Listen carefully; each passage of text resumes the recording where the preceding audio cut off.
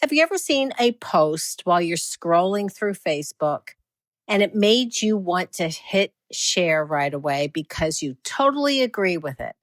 Well, here's the problem with that. Not everything we see online is true. And for seniors, sometimes those posts can be a real trap. Welcome back to Oma's Musings. I'm Kathy, and this is the place where I share a little wisdom from the other side of the empty nest. Here I talk about faith, simplicity, and what it means to live intentionally in our senior years.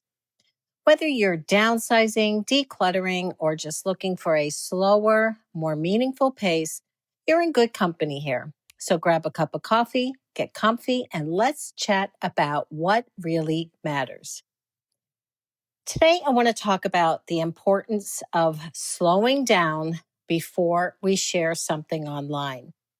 I've noticed this happens often with senior citizens, even some of my friends, and I think I know why.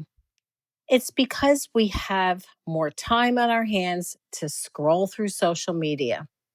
We're also more aware of how quickly the world is changing, and honestly, it brings up a lot of fear. The temptation is to hit share on anything that seems to explain what's happening. But here's the problem. So much of what's out there is fake or even AI generated, and it looks so real. And when we share that kind of content, even if we don't mean to, it hurts our credibility. And sometimes it can even make us look a little radical or untrustworthy. And that's not the legacy we want to leave. I've seen this in my own family. My mom struggled with confusion in her later years. Simple Google searches, text messages, and Facebook posts were hard for her. Sometimes she would post things that didn't make sense. And it made me realize that as we age, confusion can creep in. And sometimes we need help from our family. Technology can be really confusing as we get older. So if you're listening and you're younger, don't be afraid to lovingly keep an eye on what your parents or grandparents are posting. Guide them with patience and kindness. And if you're a senior like me, here's a simple practice. Before you share anything, take a moment to check it. One tool is called reverse image search.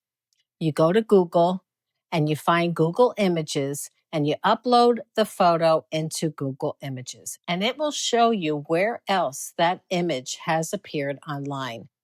And if it pops up in strange places, well, that's a red flag. And remember, if you're not sure, just don't share it. Silence is always better than spreading something false.